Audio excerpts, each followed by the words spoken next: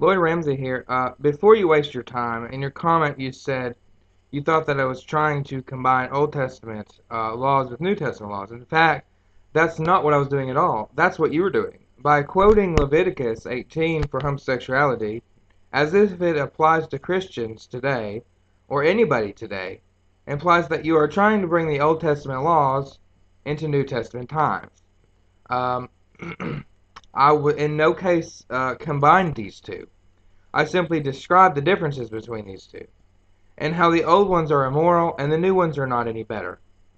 Um, you did. I don't think you're going to be able to reply very good to the fact that you think someone offering up their two daughters for rape is in any way okay, or the fact that he slept with both of his daughters was in any way okay.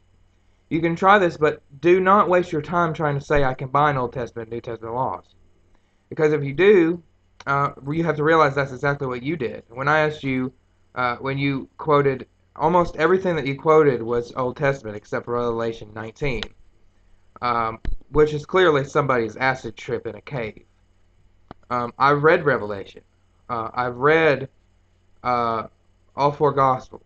I've read the New Testament. I've read several chapters and several books in the Old Testament. I know that they are very different. My concern is that the Old Testament laws describe your God, and that's a problem. They describe what your God is okay with, and I think there's no way to get around it. That's the problem.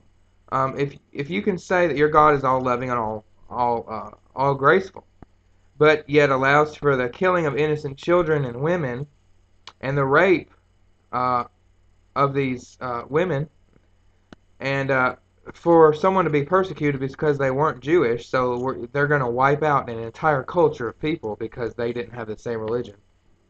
And if you're going to defend the fact that your God is okay with slavery, that's fine too. Um, I'm sure I can watch my video and make a better argument to myself than you can.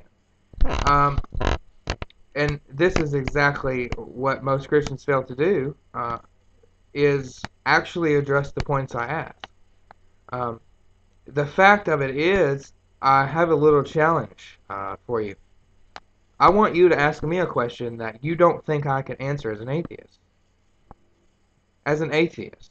Um, to clear it up, because I know some of the questions you might ask, that doesn't mean I'm a scientist.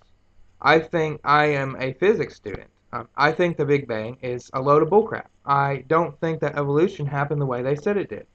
I'm not a believer in any of those things. I am just simply an unbeliever of God.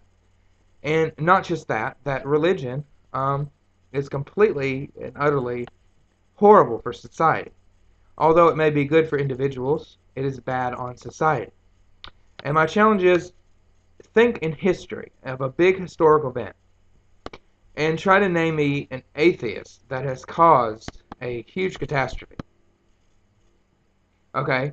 And once you're done baffling over that, think about uh, a group or one person from Christianity that has caused a big catastrophe, or Islam, or any religion, um, such as the Holocaust by Catholicism, the Crusades, the Inquisition, the African slave trade.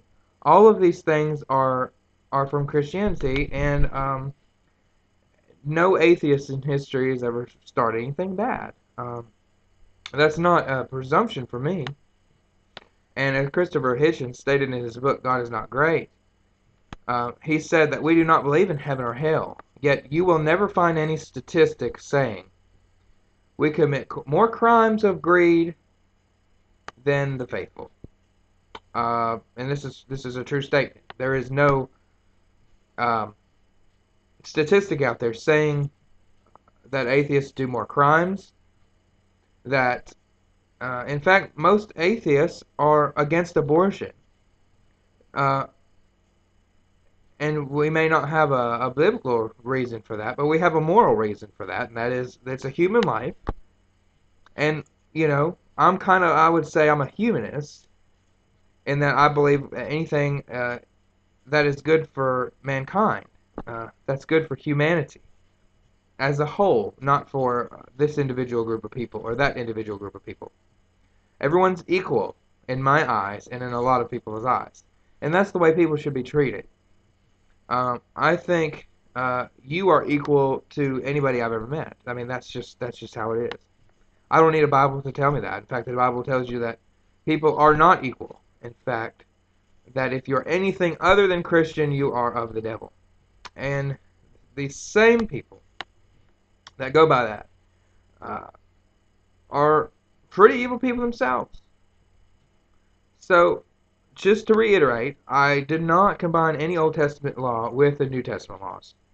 If you can give me a specific example where I literally combined it, one specific example of the fact that I combined it, and tell me exactly how and why I combined it, that would be great. And I'm sure if I worded anything wrong, I can correct it.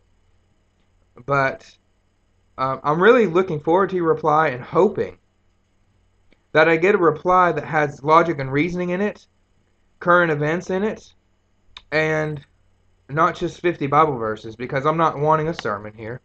This is a debate. And if you would like to preach sermons, don't do it to me. We will no longer debate, because I do not need sermons. I've listened to several hundred, and I've given a few myself. I don't need Bible verses, because I know what they say already. They mean nothing to me. So I'm just suggesting that the next time you come into this, you come prepared with facts, reasoning, and logic, and not a fictional book.